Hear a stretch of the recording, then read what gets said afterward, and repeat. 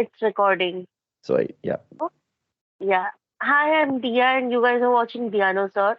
Today we have author E.C. Greaves with us, who is author of The Daughter of the Beast.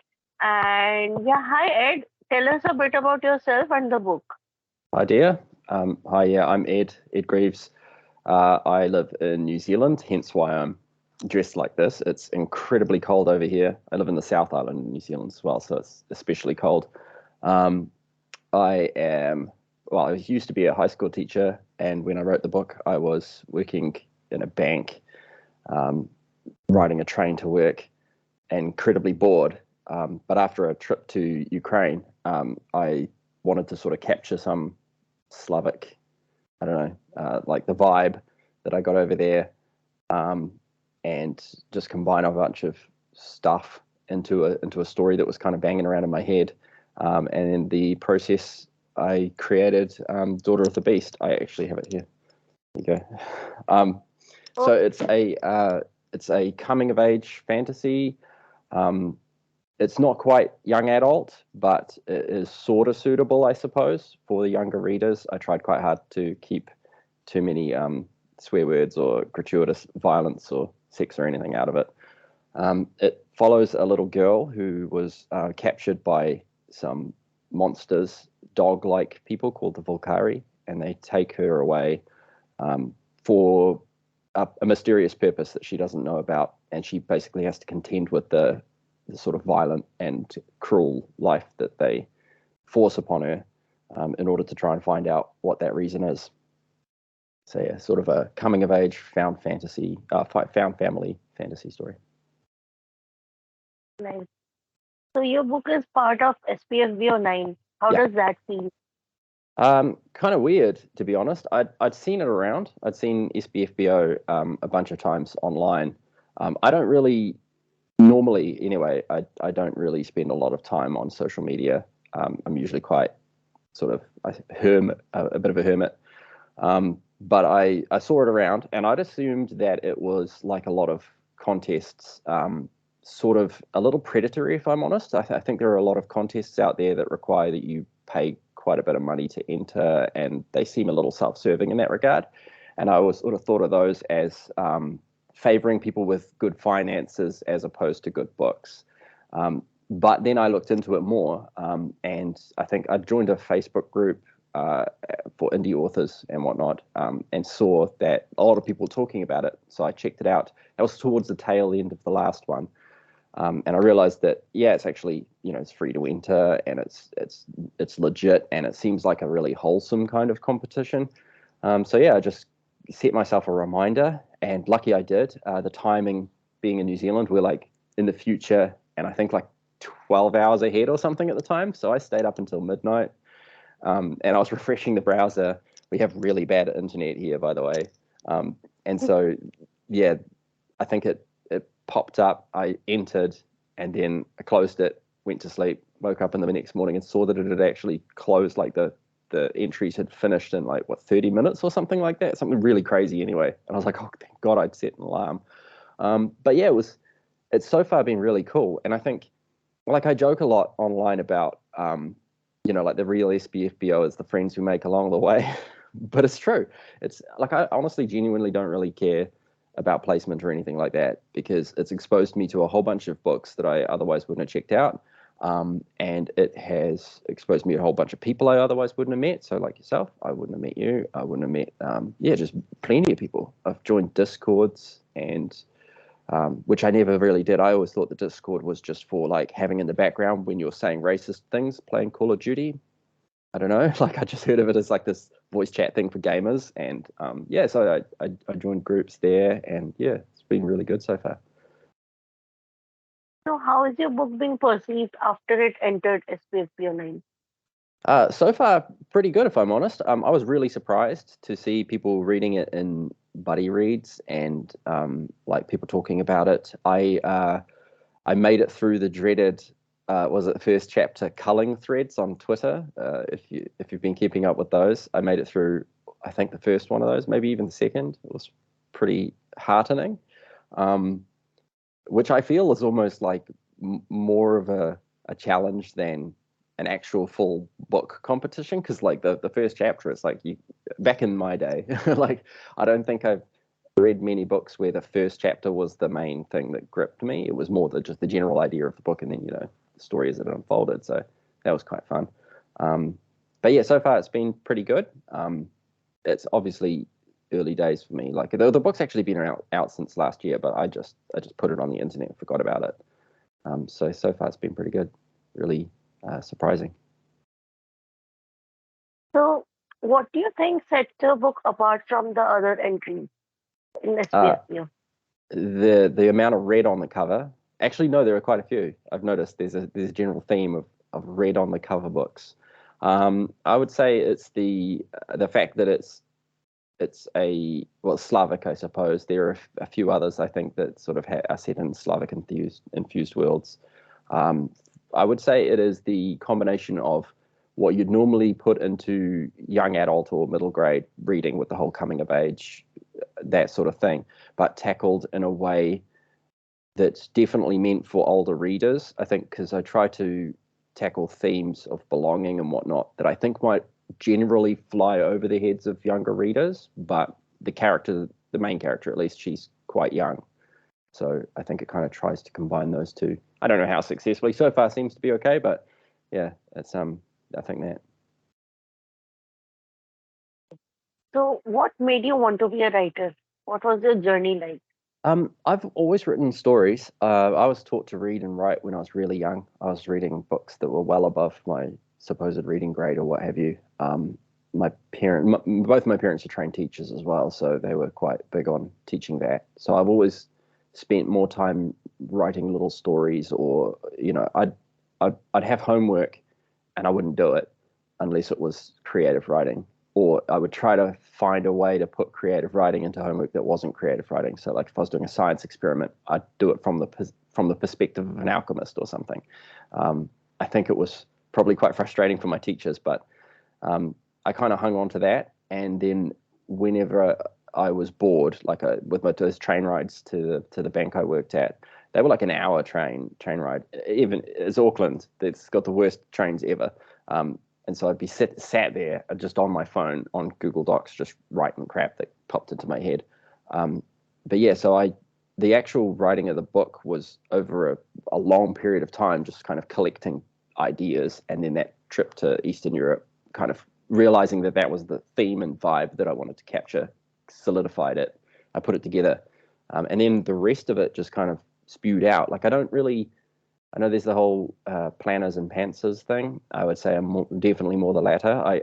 I have ideas that I sort of have a network of how they fit together, like a detective with the red lines. But then it all falls apart, and I just let the characters tell the story. So if they suck, it's their fault, not mine. So, sorry. What made you choose self-publishing instead of Choose self publishing. yeah? Well, I had actually not realized that it was really a thing. I'd actually reached out, the usual querying thing. I had some. I didn't really know the process, so and to this day I still don't have a newsletter. I'm not really doing it right. I put out the query letters and all that sort of stuff, which if anyone who's done it knows, they're way harder to write than the actual book. I did that. I got like an agent person from Auckland. They wanted to represent me, and then they wanted to shop me around, but they actually wanted to change a lot of my story. Um, it's quite hard because they wanted to change things to be a little more on the nose in terms of identity and all that sort of thing, which I didn't really want to do. Like, I didn't think the point of the story was necessarily like it does obviously contain those themes, but I didn't want it to be the main focus in such an explicit way. And then they also wanted to change a few things to be, I guess, to use the term, less problematic or what have you. So a part of the story, an important part, is the idea of someone who's been taken as a slave or a captive actually embracing the culture of those who took her, which is really not acceptable to talk about now, I think. But throughout history, it's the norm. Like every society that's been subjugated has at some point like embraced the subjugator. in some way or another, like whether subconsciously or consciously. And I wanted to keep that because it's authentic, and especially given the history of places like Ukraine and Poland and those sorts of areas in Eastern Europe where they were being constantly torn between, like even back in the oldie days, it was like their pagan beliefs and then Christianity, or and then later, obviously, then there's the Soviet Union and all that sort of thing.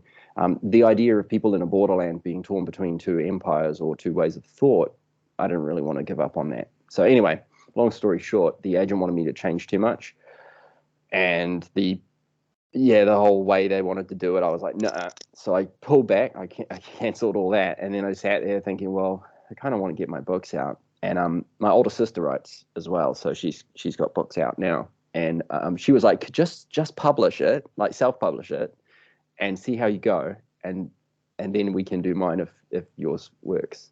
And so we did. And then she was met with reasonable success as well, because she writes I think a genre that is a little bit easier to market. But yeah, so it was just out of kind of frustration, I think, would be the short answer, which I've just taken way too long to get to. I promise my books aren't this meandering. So, uh, can you give us you already did kind of, but can you just tell us an a short description of your book, an elevator pitch? Just the actual, like, the sales pitch, the elevator Yeah, pitch. yeah. Okay. For people who want to read but don't know what it's about. Right. It is a Slavic. I'll try to remember it off the top of my head. A Slavic infused coming of age tale that follows a girl who's captured by monsters and must embrace the monster in her if she's to find out why they captured her and to survive it. And it's the first in a trilogy. Okay, first in trilogy. So when did you write the first book? So the first book, I think I wrote it over a period from between like 2013 through till like 2020 or something like that.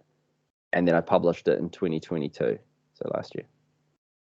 Oh, so was it always going to be three book series initially? I think it was about the halfway point of writing it. I'd actually combined all three into one gigantic book, like in the Google document. I still have it. It's like 2 gigs. It's my whole Google Drive. It's just this one big file. And it pretty much had everything and all the notes and everything that I'd come up with. And I realized that the story of the part that makes the first book is the part where her identity becomes her identity, like the one she chooses. And I thought that arc was fine to stand on its own, because it can just serve as this is how someone became this person. And the rest of it was the more like world involved story. So I kind of separated them out. Okay. So let's talk about the influences of the book. Yeah, So the major influences is Slavic influence that you talked about a while back. yeah. So you want to tell us a bit more about it? Yeah, so the Slavic influence, I didn't want to culturally appropriate or what have you. At the time, I was actually dating a girl from Ukraine.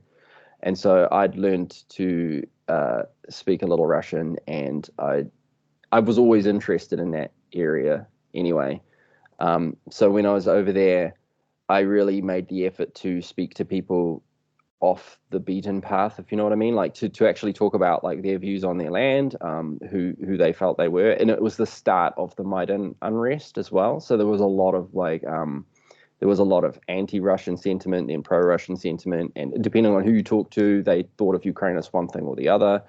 And so then I didn't really want it to be specifically Ukrainian, so I then separated, just like I kind of pulled back and looked at general trends and general folklore. So I combined all the creatures in the book are different Slavic folklore creatures, but I put a spin on them that would make them a little bit more unique. Like it mostly follows Kikimora and Domovoy, which the actual folklore creatures are gross little house elf things. Like Kikimora have like chicken legs and beaks, and they sew stuff when you're asleep or whatever. And then their husbands are domovoy, who are like these hairy little old men.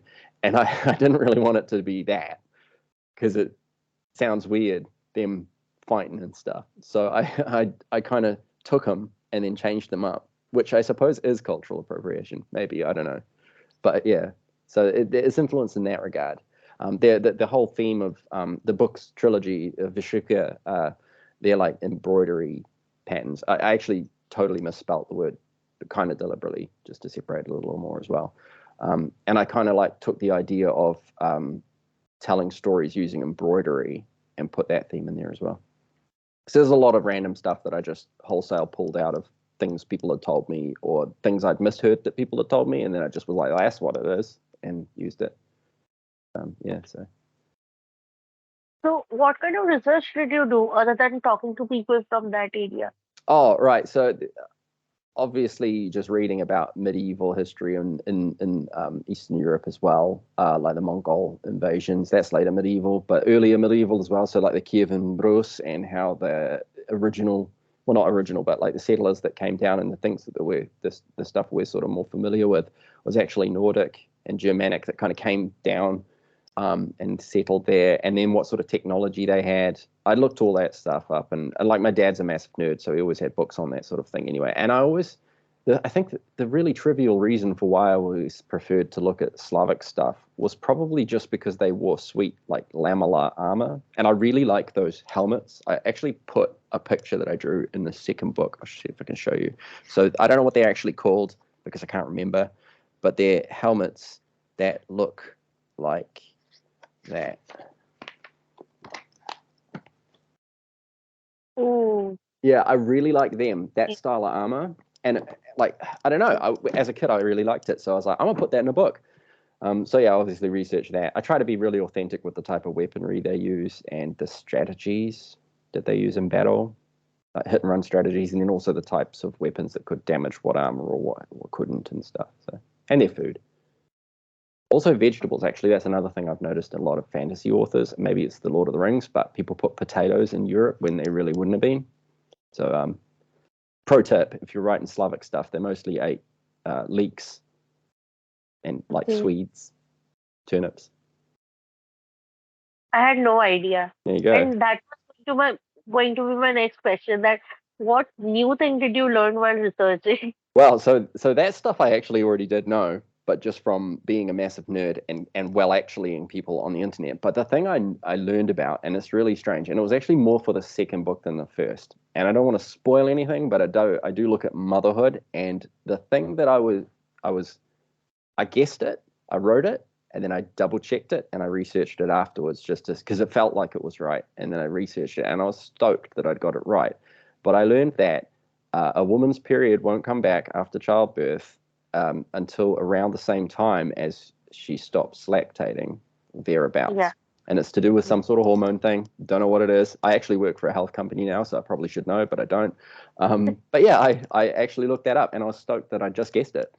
And it might have just been something I'd absorbed from hearing about, like, my sisters have kids, my mum's got 5 of us, so I would have heard it somewhere. And yeah, so that's the weirdest thing I looked up. So if you go on my Google search and you like history, there's a lot of authors that have like how to hide a body and stuff. Mine's just like motherhood stuff, and so I get marketed all these like baby products.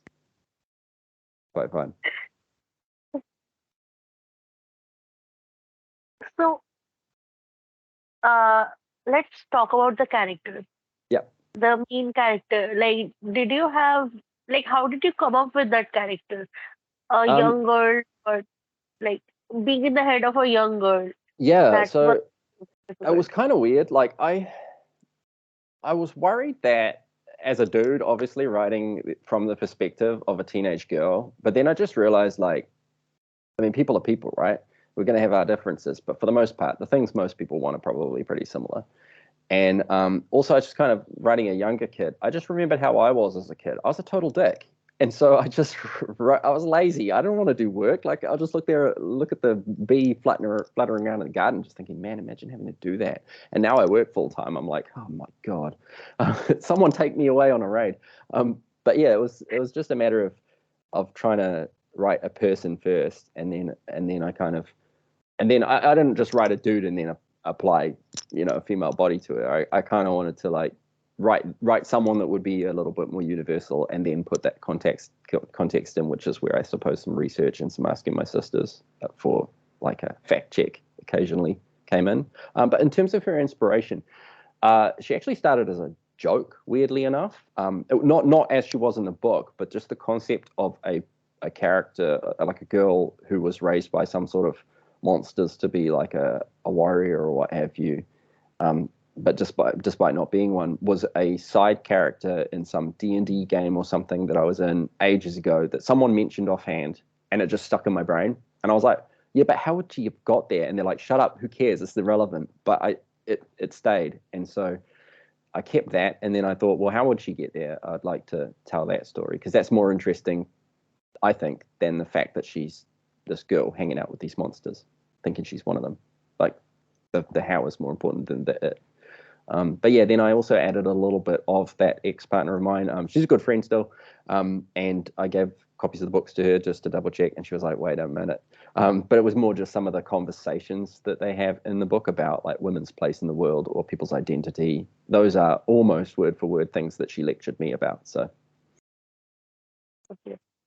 So I really like the nature versus nurture conversation that you had yeah. in the book.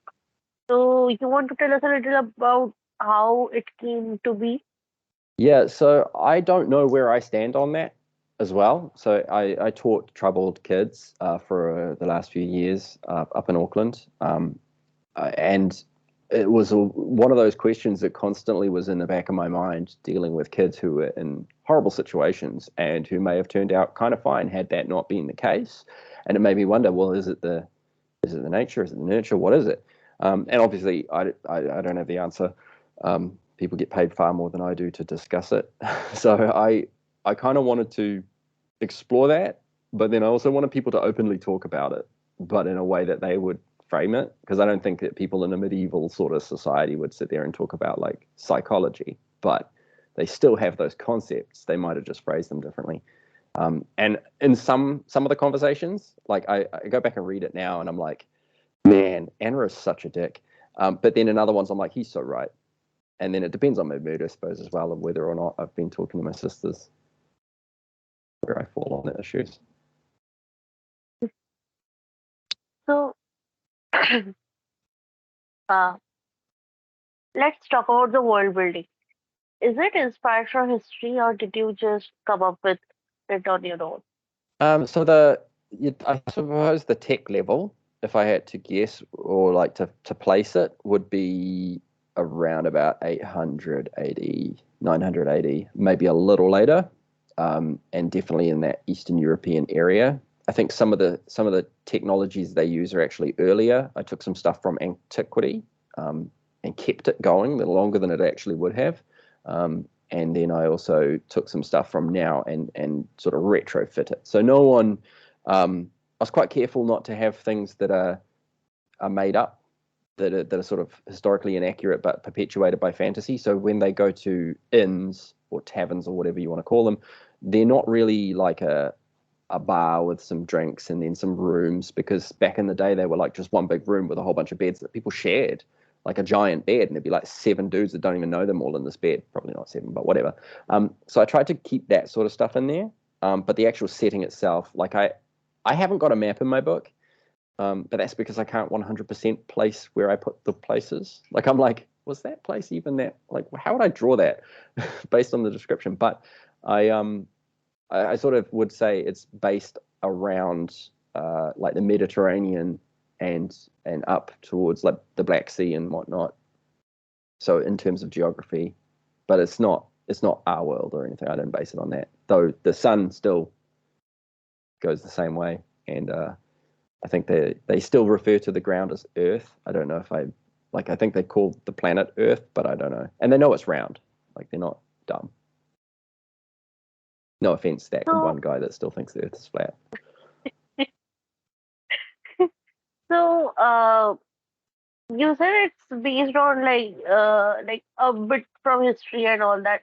So like the context of history, what does it bring to a story I think according to you? it's convenient for fantasy to exist in this sort of nebulous medieval world, I think, because concepts still existed then. But yeah, like I was saying before, like the language was a little different.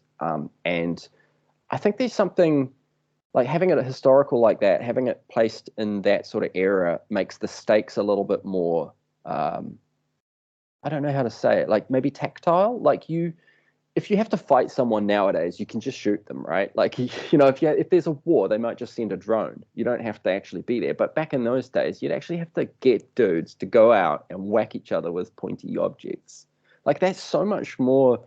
I don't know. Like it's more visceral. And so if you have a character that's going through some situations and they got to deal with stuff, having that sort of physicality there, and then the limitations, they can't just call up like someone on the cell phone and just be like, "Hey, what's going on in that land over there?"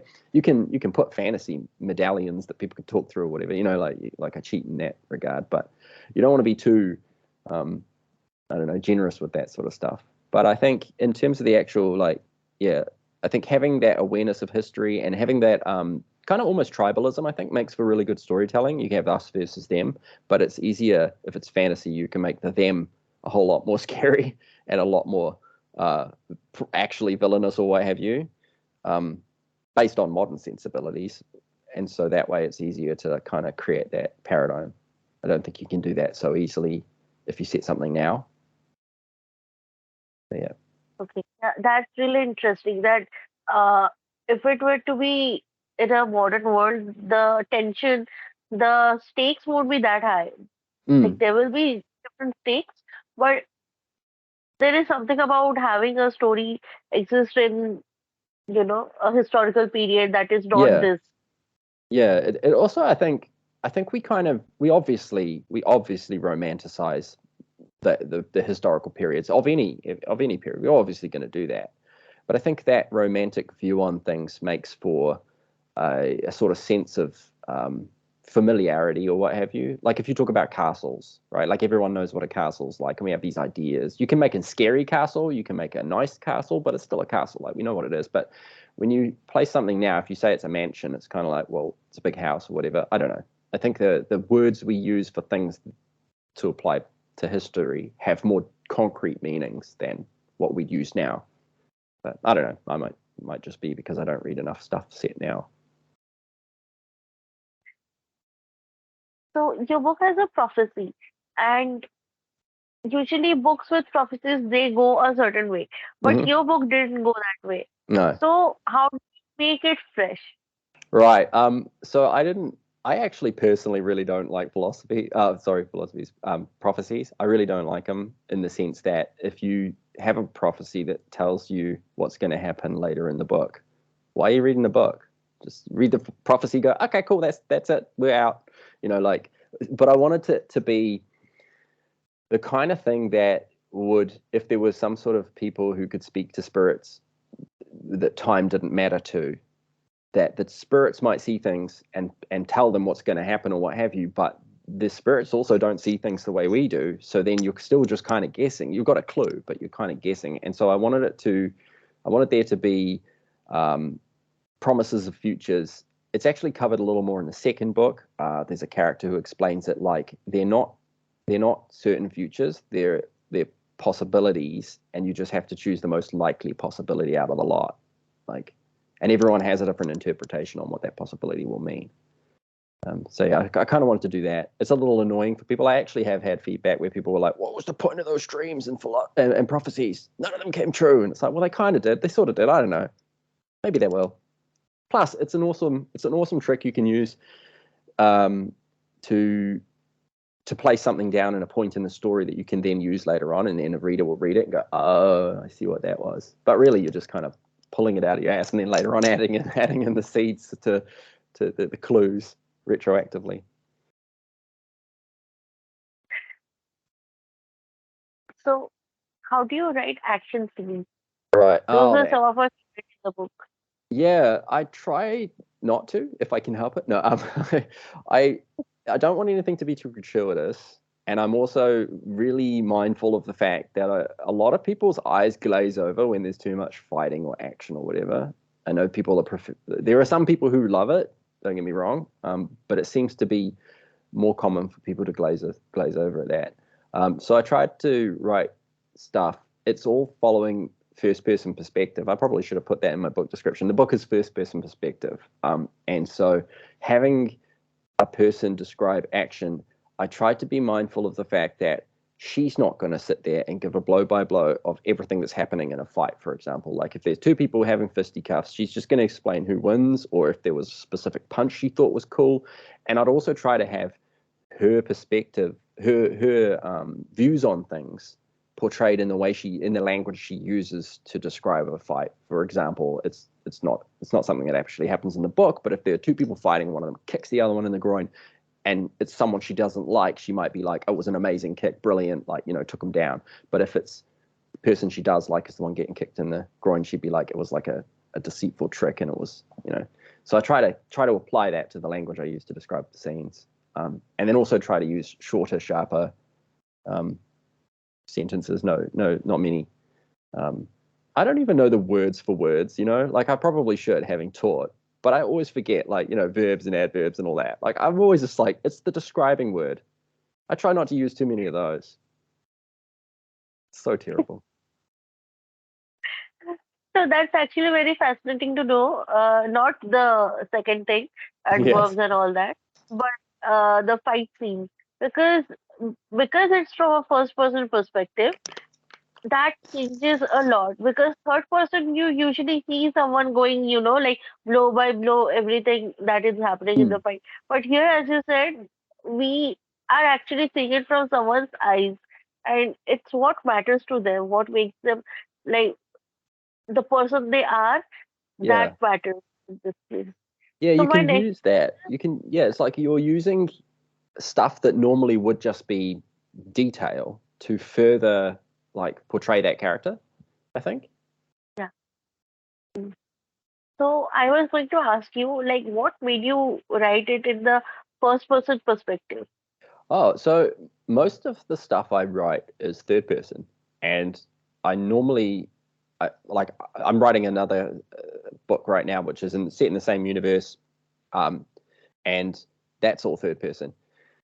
And I don't know what changed, but I started with a few scenes and just some conversations, and it was like I was the very first thing I wrote of Daughter of the Beast was a conversation that actually happens in the sequel, Sister of the Dead. So that was originally supposed to be in Daughter of the Beast, and I wrote it, and it was two people back and forth, and then I had like a I said, and I was like, wait, why did I write I said? And then I just rolled with it, and I expanded and carried on, and then before I knew it, I was writing in first person, and then I got like halfway through the book, and I was just like, oh Christ, this is going to be so hard because it's like I can't I can't just write from my perspective and then like get information that I want to portray to the reader. Like I can't just describe a thing and say this person was from this land because, this is how you'd know. Because she's not gonna know that. Ah, damn it. So then yeah, I kind of had to strip out a lot of the detail that I'd actually had previous. So what is the limitations? One is it has to be very, limited Mm. perspective, because it's an Yeah, inexperienced person's view. yeah, yeah. So it's a question I've actually had a few times. People really like I suppose it's not really a spoiler to say, but there's a character called Phobos, and a lot of people really liked him.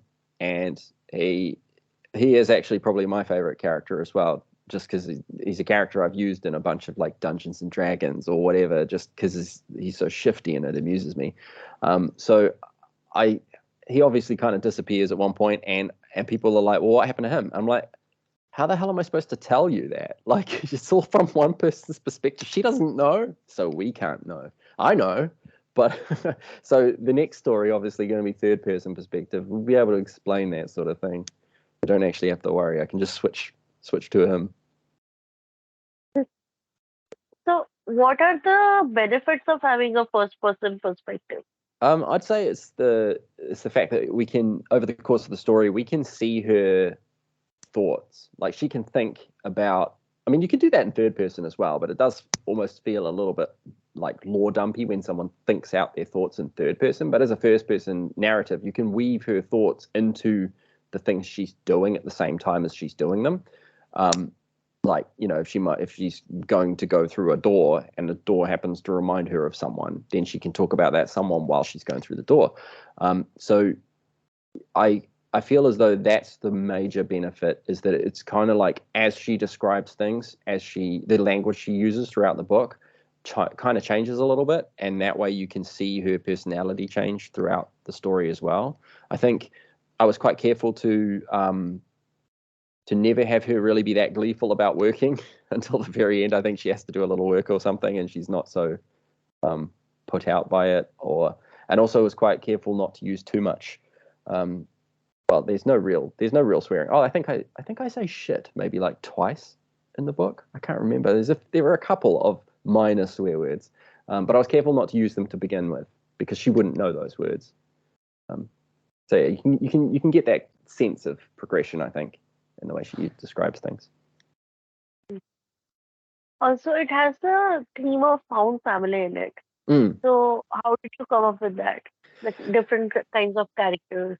Yeah, it's actually something that annoys me. I had a chapter that I removed after feedback from that initial the agent and a couple of early beta readers that had more of a hostile relationship between her and the pups. Oh, They Whereas, like, so when she goes through her training and stuff, she started off initially way more hostile to them, and then it grew over time, but it did bog it down a little bit, and it made for quite a longer book. So the found family thing, I wanted it to be that she really really didn't like being taken, and she really didn't like the Volcari nor the Sakari to begin with, but then it's the individuals that she hangs out with that she forges a relationship with, which would then change her perspective on the whole group, which is, I think, how people do it in real life. Like, you start a new job, right? You might not like the job too much, but you have a couple of colleagues who are really cool, and before you know it, you're like, you know what, this place isn't so bad. So I think it's that. I kind of, I hadn't actually really heard the term found family, because I was like, I don't know if they're really family. But then I realized I think I used the word sister more times in this trilogy than I've ever seen written anywhere. Like, I think it's probably more than you'd hear in a convent. It's crazy. Like, if you do like a word counter and search for sister, it's like most of the book. So I guess it is a found family in a way. found sisterhood. Yeah, yeah, yeah. It's a found sisterhood So, plus UNRWA. yeah. So, there's a lot of humor in this book. So, was that originally planned or did you just come up with it organically?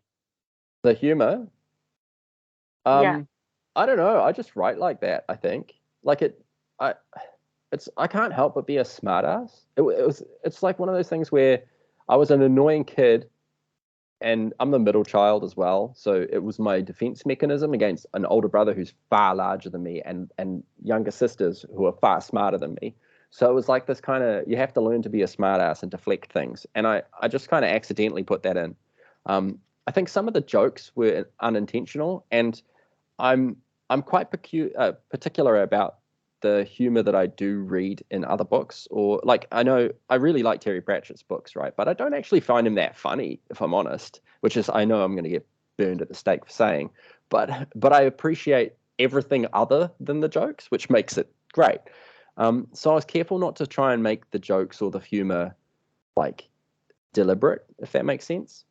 Like, some of the characters say things they find funny, but I didn't want that to be like, it's not a comedy or anything. It's not really funny to kidnap children, I think. Well, I suppose it can be.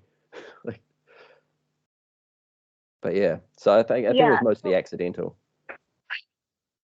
mm. So, I mean, talking to you, it has made me realize that it might be, something that came out organically instead of Mm. being planned. Okay, I have to write something funny here. Yeah, So no, I it's not definitely like don't that. do that. No, I just rewriting something, and it's like the kind of thing. Like, there's a scene in one of the later books where Zintel's looking at a person, and she just can't help but say a smart ass comment in her mind. And I just thought that's exactly the kind of thing that I would have said as a kid. Like, you just write what you know. And if I saw someone that looked like that, I'd say that. So I just put it in her. She doesn't say it out loud, but yeah. I know exactly which point you're talking about. Yeah, she's yeah. So yeah. So what kind of fantasy tropes do you hate writing in books? What do I not want that I hate writing? I don't Yeah. write things You I just hate. don't want to I don't like people being mean to their characters for the sake of drama and stuff. I don't like when people just randomly kill people off because it makes for like a tear jerking scene because it seems a little cruel. Um, so I don't write any of that really. Uh, but the main thing I think I don't like, and so I don't write, is unnecessary like romantic drama. I think it's okay for people to disagree and have arguments, but it doesn't mean they're going to break up and then immediately go after the hot prince or anything. You know, I try. There were worries of a love triangle, I think, a couple of times in some of my things, and I'm like, no, don't worry. So sorry to anyone that hasn't read them yet and is hoping for love triangles. Sorry, you'll be disappointed. I don't, I don't really do that. So yeah, that's probably it. That and yeah, unnecessary cruelty, I suppose, to characters. and what fantasy tropes do you like writing about? Stuff I like writing about. I guess that whole finding common ground with people who are incredibly different to you. It's not necessarily found family, but like I love it when you have a team of people that are really disparate and they have to work together and they don't end up all being the same because that sort of defeats the whole purpose of them being different in the first place. But I like it when people can be different, work together, and maintain those differences as almost a point of like tension, but also affection. I think when you notice someone's differences and you like that about them, but you're not afraid to point them out. If that makes sense. So I don't know what that trope is, but I've seen it in a few things. Where a lot of people have to work together and they shouldn't. Yeah. So Oh wait, I if just you thought of could another be one. any Sorry. creature, I just thought oh of no, another no, thing. Yeah, shifty thieves. I really like people stealing stuff. Shifty, yeah, like shifty people pocketing things that aren't theirs. I love it. I have to write that. Sorry. yeah. That's why Phobos is your favorite character. Yeah, yeah, yeah. Yeah, I really liked Phobos because I mean he is very interesting, very cunning, and I Mm. want to see more of what we don't know what his motivations are, Yeah, so that's what makes him that compelling. yeah. He seems at times to be almost omniscient, but then at the other times he's like kind of a little bit clueless. Like I was quite careful to have him not mention that he knew that they were in the Black Fort at the start. But if you think about it, he probably would have known that. Mm. But then I'm like, why wouldn't he just tell her? So I don't know. I kind of yeah, I like that shiftiness. I can't help but put it into characters, even characters that probably shouldn't be as shifty as they are. It's just because I like writing that. So, uh, if you could be any creature in this world, what would you be? If I could be any creature in that world, I would Yeah. probably be. Oh no, I was going to say a frog because I think a few So, times, yeah, a few times in the book they're going to go do something with frogs, and I actually probably pulled that out and put it in the second book. But and they specifically say that they're not going to kill them because killing animals for rituals is like not cool. But then I realized that Masgar would probably just eat me. So I think I wouldn't want to be a Volcari because I'm a dude. Like it doesn't sound fun for them. Maybe one of the pirate ones down in Azure. They seem to be having a decent go of it. Either that or just definitely a pixie, but that's sort of cheating. But yeah. I think most of the people in that, there's some drawbacks to being any one of them. But yeah, yeah. I think the pixies probably have the best of it. So, okay. So this question, uh, Star, Sarga, and Mazgar. You have to choose one. The rest will fight you. The rest will fight me. Oh, Yeah, I and definitely you have yes. to choose who will fight alongside you.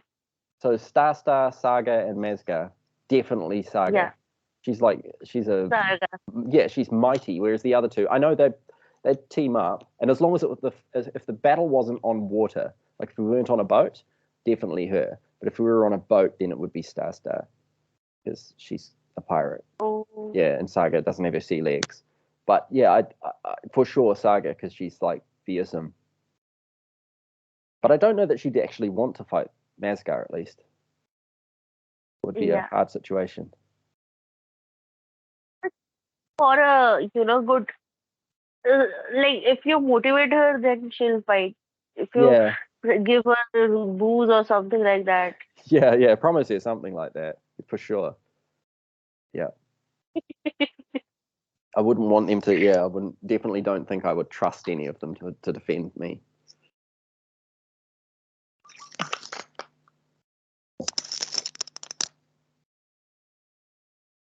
So you said the book is like it's a trilogy, Hmm. and is it finished or do you want to revisit the characters? Yeah. So the first trilogy finished. There's all three of them there. They are well. The story is done. There are obviously things that I would go back and change, and I suppose at some point I always could. That's kind of the beauty of self-publish as well, is that you can always rewrite things and then re-upload them as some other version or what have you, which I suppose I probably should do at some point. Um, but the actual like Zintail's story, I definitely haven't finished with, nor that area or the Volcari or anything. But the arc of her identity changing and her embracing who it is that she should be is the purpose of the trilogy, and that's sort of done. So by the end of the trilogy, she'll know who she's supposed to be. And spoiler alert, she doesn't die in the end because she's the one narrating, so it wouldn't make sense. But yeah, she knows who she is, and so at that point, if I use her in other stories, like the one I'm currently writing, I obviously want to have her as a part of it, um, alongside other characters. At least this way, by the time you meet her in this book, and if you've read the first trilogy, you'll know exactly who she is, and I don't have to really like respell it out.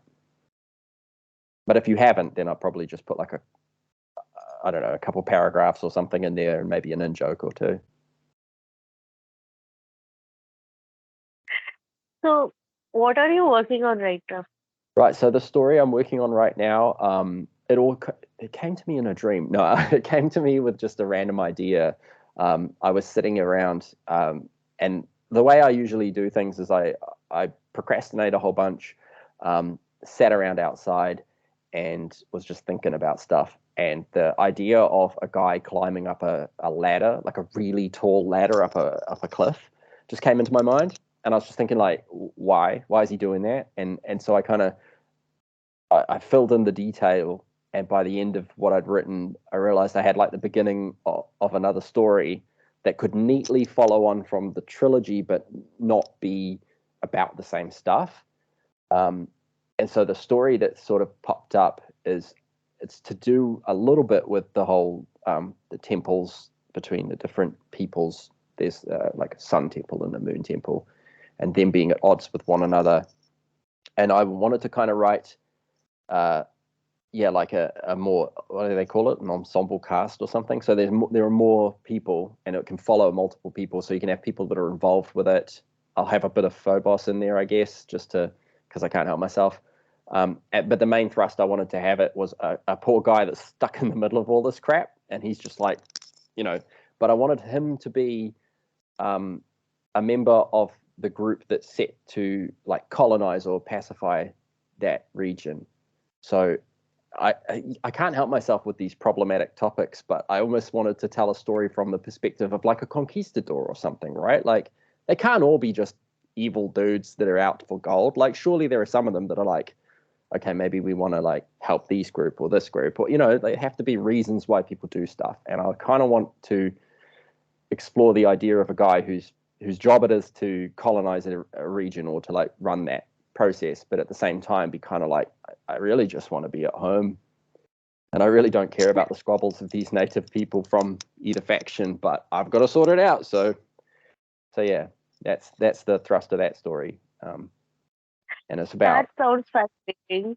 yeah, a little bit bigger in scope. I don't know if I'll split this one up, but I think I'm I don't know, like maybe 30 to 40,000 words in, and it looks like I could probably get it done in one book, but then it could potentially lead to more. Okay.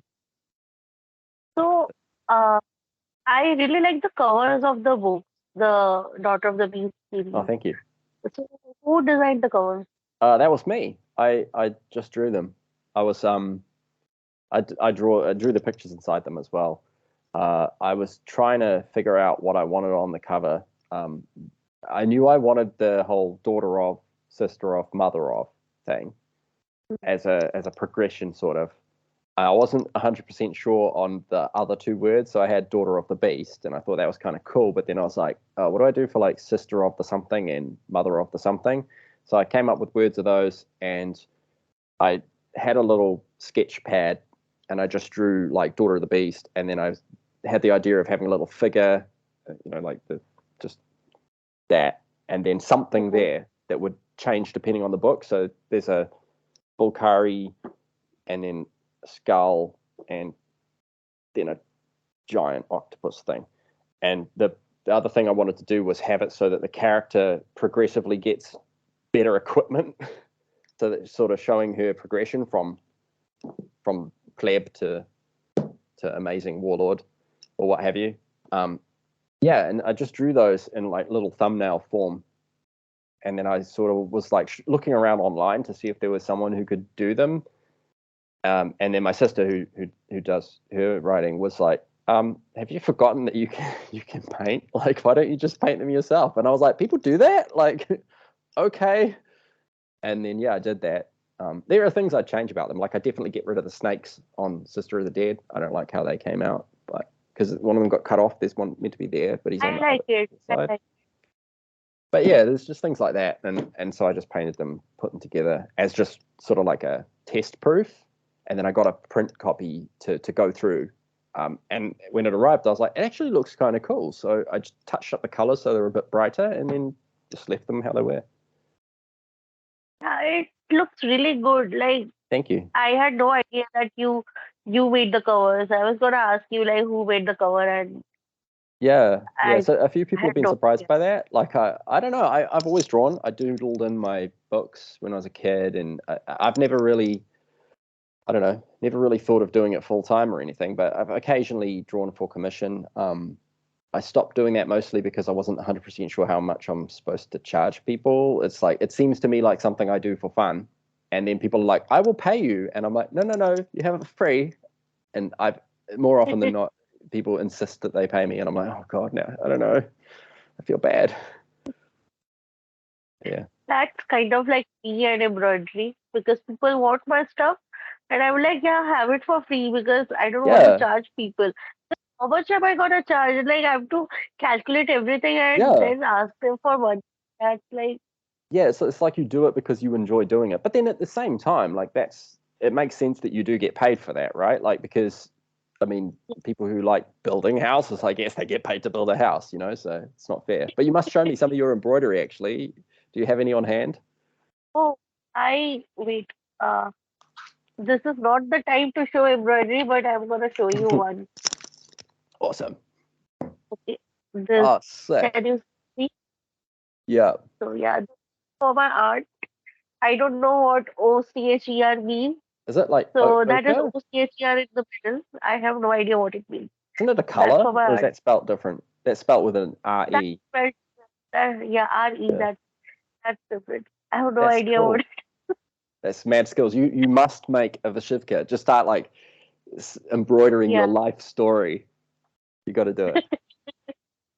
Yeah, that's something like I'm planning to make something, for the based on the book series or something like that. Oh, so good. So something made up I'll have to come up with. So I'm all out of questions. Oh, that's no worries.